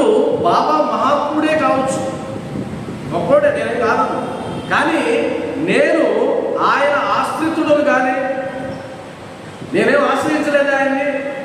అయ్యా నేను నీ భక్తుడిని అనలేదే, నీ శిష్యుని అనలేదే, మరి వారికి నేను ఎందుకు దక్షిణ ఇవ్వాలి? పాయింటే అవును కదా. నేనేమో ఆయన మొక్కోలేదే, ఆయన నా గురువే కాదు. ఓ అంటే ఏం చేస్తాం, గురువు అంటే కదా ఆయన తీసుకుంటాడు దగ్గరికి అని అన్నాడు. ఆయన ఏం చేయలేక సరే పాపం వచ్చినవాడు ఈయన కదా ఏం చెప్పలేక నలిగిపోయినాడు, అది వేరే విషయం. ఆ తర్వాత దానికి ముందు జరిగింది ఏంటంటే బాబా వారు లెండి తోటకు వెళ్తూ ఆయన అన్నాడు గేరుని సిద్ధం చేయండి అని వేసిపోయాడు. గేరు అంటే ఎర్ర రంగు, ఎరుపు రంగు సిద్ధం చేసి పెట్టండి అన్నాడు. భక్తులకి అర్థం కావు ఆయన మాటలు. ఎర్ర రంగు ఇప్పుడు ఎందుకు అనుకున్నారు అంతే పాపం, వాళ్ళకేమో అర్థం కాదు కదా. వచ్చిన తర్వాత ఈయన వచ్చాడు, డ్యూటీ పంపించాడు కదా, గొప్పవాడు స్నేహితుడు. అందులో ఆ మసీదుకి రాగానే సాష్టాంగ పడిపోయినాడు బాబాకి. ఇప్పుడు దాకా అలా మాట్లాడినవాడు మసీదుకి రాగానే ఎందుకు సాష్టాంగ పడిపోయినాడు అంటే కనుక బాబా వారిలో గోలప్ స్వామి అనేటువంటి ఆయన గురువు గారు దర్శనమిచ్చాడు. అంటే ఆయన ఎవరినైతే గురువుగా భావిస్తాడో గులే శాస్త్రి, ఆ గురువే అక్కడ ఉన్నాడు. ఒక్కసారి ఇలా చూస్తే గురువు ఉన్నాడు అక్కడ. గురువుకి ఏం చేయాలి? ఇప్పుడు ఈయన సాష్టాంగ నమస్కారం చేయాలి చేసేసాడు. అప్పుడు అడిగారు ఏంటండి సాష్టాంగ నమస్కారం చేసేసారే అని అంటే మా గురువు, ఇది భ్రమ ఇది నిజమా అని గిల్లి చూసుకున్నాడు. గిల్లి చూస్తే భ్రమ కాదు, నిజమే, జాగ్రత్తావస్థలోనే ఉన్నాడు. అంటే అర్థం ఏంటి? ఆయనకు నమ్మకాన్ని కలిగించడానికి బాబా వారు ఆయన ఎవరినైతే విశ్వసిస్తాడో ఆ గురు స్వరూపంగా కనిపించి ఆ భక్తుల్ని ఆశీర్వదించాడు. వాస్తవానికి ఆశీర్వదించడమే, అది అనుగ్రహించడమే గురు స్వరూపం కనిపించడం అంటే. మరొక భక్తుడికి ఇది గుర్తుంది కదా, మరొక భక్తుడికి వాళ్ళ తండ్రి గారి వాయిస్తో మాట్లాడతారు. వాళ్ళ బాబా వారు మాట్లాడుతుంటే ఆ తండ్రి గారి వాయిస్ ఉంటుంది. మరి మిగతా భక్తులకి అలా ఉండదు. మీరు గమనించండి, ఇప్పుడు ఒక చిన్న అద్భుతం. అంటే ఉదాహరణకి మనం అందరం ఉన్నామండి, మనందరం బాబా దగ్గరికి వెళ్ళాము. ఆమెకేమో బాబా వారు రాముడిగా దర్శనం ఇచ్చాడు. ఆమె వచ్చి చెప్పింది మనకు, ఏమండి బాబా వారు శ్రీరాముడిగా దర్శనం ఇచ్చాడు నాకు. అప్పుడు మనం ఏమంటాం? మీకు రాముడిగా కనిపించాడా? మాకు కనిపించలేదే, మాకేమో ఆ బాబా దగ్గర కనిపించినాడే. ఈ మాట ఎవరన్నారు సచరిత్రలో? మద్రాసు భజన బృందం యజమాని బాబా దగ్గరకు వచ్చినప్పుడు ఆయన భార్యకు రాముడిగా కనిపిస్తాడు. భర్తతో చెప్తుంది, ఏమండి బాబా వారు రాముడిగా కనిపించాడని. అమాయకురాలా, అంత భ్రమలో ఉండవు, మా అందరికీ బాబాగా కనిపించిన ఆయన నీకు మాత్రమే ఎందుకు కనిపిస్తాడు? నీ పిచ్చి అని కొట్టి పారేస్తాడు. ఇప్పుడేమో అందరికీ మామూలు బాబా దగ్గరే కనిపిస్తున్నాడు, ములే శాస్త్రికి మాత్రం వాళ్ళ గురువు గారు గోలప్ స్వామిలాగా కనిపిస్తున్నాడు. అది బాబాయ్ వారికి మహిమ. ఆ భక్తుడికి అలా కనిపించాలనుకుంటే అలా కనిపిస్తాడు. మరి ఇది పరబ్రహ్మ స్వరూపం చేసే పనులు కాకుండా మానవ మాత్రుడు మనం చేయగలం, మన వల్ల అవుతుంది. సరే, ప్రమాణకుంటే ములే శాస్త్రి గురించి చెప్పారు కదా ఇప్పుడు దాకా. ఆయన ఎవరో సామాన్యుడే కాదు, నీ జాతకాన్ని నేను చెప్తాను అన్నటువంటి గొప్పవాడిని తీసుకొచ్చి పాదాలకి నమస్కారం పెట్టించాడు. అంటే అర్థం ఏంటంటే, బాబావారు ఈ భక్తుణ్ణి నా దగ్గరికి చేర్చుకోవాలని నిర్ణయిస్తే పిచ్చుక కాలికి దారం కట్టి లాగినట్టే లాగి పట్టిస్తాడు. నీకు కోరిక తీరుస్తాడా, ఇంకోటి చేస్తాడా, ఏదైనా చేసి లాగేస్తాడు. కాబట్టి ఇది గొప్ప విషయం. ఆ తర్వాత బాబావారు ములే శాస్త్రిని కరిగించి పాదాగ్రాంతం చేసుకున్నాడు. ఆ తర్వాత ఇంకొక ఎగ్జాంపుల్ చెప్తారు చివరిగా. అదేంటంటే, రామభక్తుడైన డాక్టర్. అంటే బాబావారు రాముడిగా ఎవరికి దర్శనం ఇచ్చాడు అంటే మనం చెప్పొచ్చు. ఇవంతా ఒక డాక్టర్ గారు వచ్చారండి, ఆయన కూడా ఒక స్నేహితుడితో కలిసి వచ్చేటప్పుడు ఆ స్నేహితుడు పిలిచాడు, షిరిడీకి పోదాం రా అని.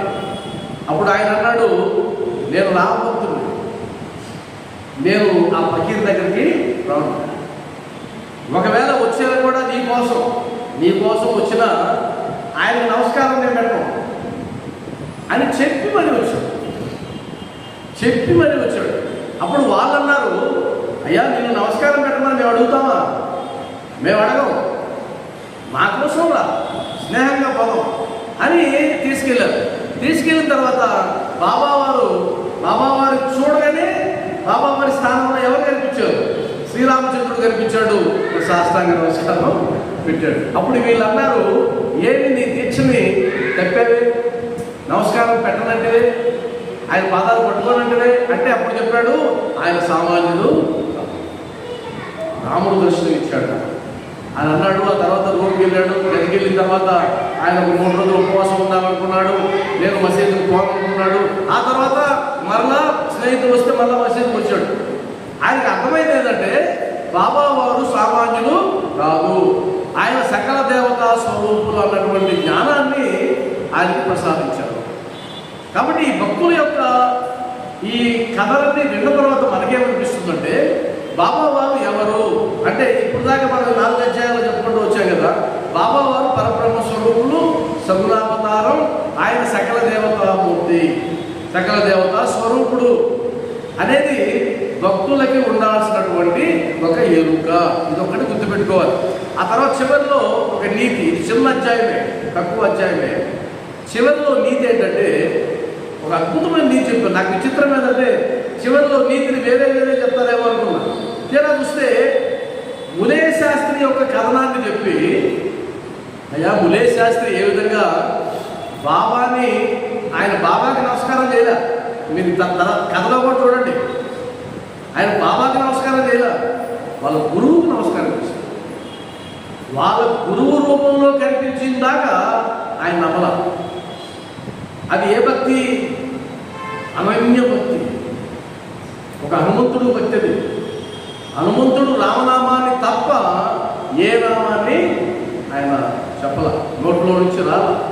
నారదుడికి నారాయణ తప్ప ఇంకోటి రాల. కాబట్టి నారాయణ ఆయన శబ్దం, రామ అనేది ఈ శబ్దం. మేము ఒక కథ చెప్తాం.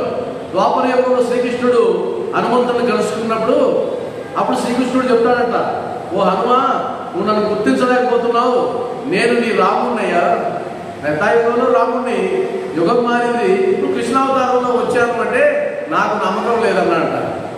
సరే చూడని చెప్పి రామావతారంలో కనిపించాడు. ఇప్పుడు ఈయన కనిపించినట్టే.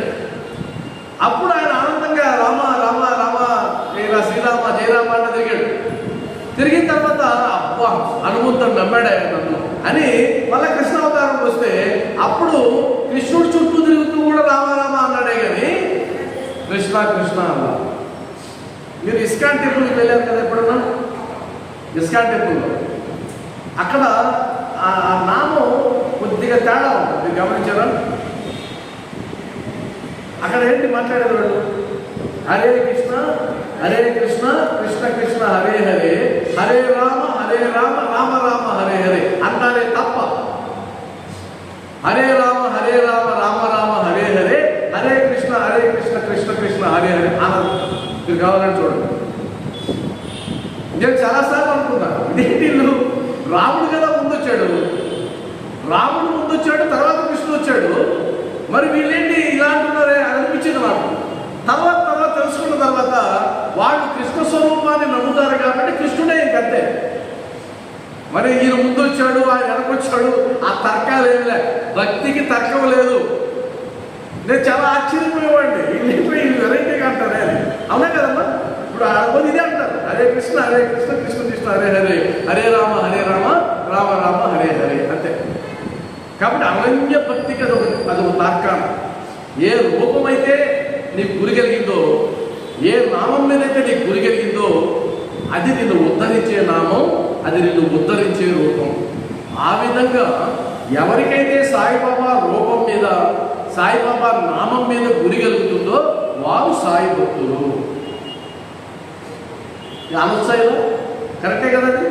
వారు సాయి భక్తులు అంటే ఆయన అకౌంట్లో ఉన్నవాడు. ఉదాహరణకి మీరు యూనియన్ బ్యాంకులో అకౌంట్ ఓపెన్ చేశారనుకోండి, యూనియన్ బ్యాంకులోకి వెళ్ళి మాట్లాడాలి అకౌంట్ గురించి ఏదైనా మాట్లాడితే, అవునా? ఇంకొక బ్యాంకుకి వెళ్తే అక్కడ మాట్లాడాలి. అది ఒకప్పటి వరకు.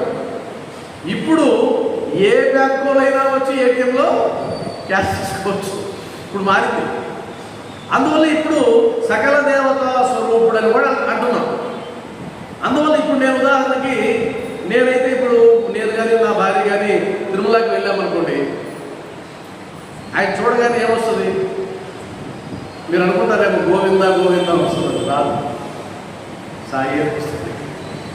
సిరిగాంతలకి వెళ్ళేటప్పుడు ఆంజనేయ స్వామి విగ్రహం ఉంది, ఆయన సాయి ఇది ఒకసారి అనిపిస్తుంది, ఇదేంటి పిచ్చి, ఆయన హనుమంతుడు, ఆయన వెంకటేశ్వర స్వామి మా కులదైవం, ఆయన సామాన్యుడు మా కులదైవం వెంకటేశ్వర స్వామి. అయినా అక్కడికి వెళ్తే సాయి అనే వస్తుంది. ఎందుకు అంటే ఆయనతో ముడిపడి ఉంది జీవితం, ఆయనతో ముడిపడి ఉంది. మరి ఈ సద్గురువుని ఎవరు చూపించారు అంటే ఆ దేవుడే కదా చూపించాడు, ఆ భగవానుడే కదా చూపించాడు, ఆ వెంకటేశ్వర స్వామి చూపించుంటాడు. అరే నువ్వు అంటదిడ్డంగా ఉన్నావురా, నువ్వు ఇలా వెళ్తే సక్రమంగా వస్తావు అని చెప్పి ఆయనే బాబాను చూపించి ఈ దాంట్లో తెచ్చుండొచ్చు కదా, మనకు తెలియదు కదా. కాబట్టి ఆయన లాస్ట్లో ఏమన్నారంటే మనము నీతి, చివరిగా మనము మన గురువునందే అనన్యమైన నిశ్చల విశ్వాసము ఉండవలెను. ఇది ఈ అధ్యాయంలో 12వ అధ్యాయంలో నీతి. మనకు మన గురువునందే నిశ్చలమైన విశ్వాసము ఉండవలెను. ఇంకో సందర్భంలో అంటాడు బాబా, ఒక భక్తుడు వచ్చి మూర్చిపోతాడు బాబా ముందు. మూర్చలోంచి వచ్చిన తర్వాత బాబా మీ సమక్షంలో ఎందుకులా జరిగింది అంటే వీడు మరొక గురువు యొక్క భక్తుడు, కాబట్టి వీడు ఇక్కడ భక్తుడు కాదు, ఆ గురువు యొక్క భక్తుడు, కాబట్టి ఆ గురువునే ప్రేమించాలి, ఆ గురువునే సేవించాలని కూడా బాబా వారు చెప్తారు.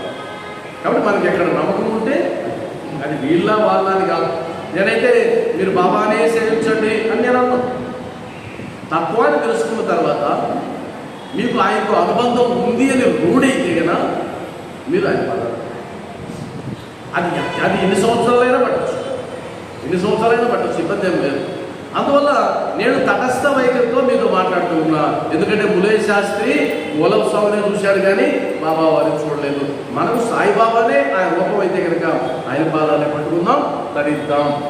ఓం శ్రీ సచ్చిదానంద సమర్థ సద్గురు సాయినాథ్ మహారాజ్ की जय, సాయినాథ్ మహారాజ్ की जय, సాయినాథ్ మహారాజ్ की जय. సాయి బంధువులారా, రేపు 13వ అధ్యాయం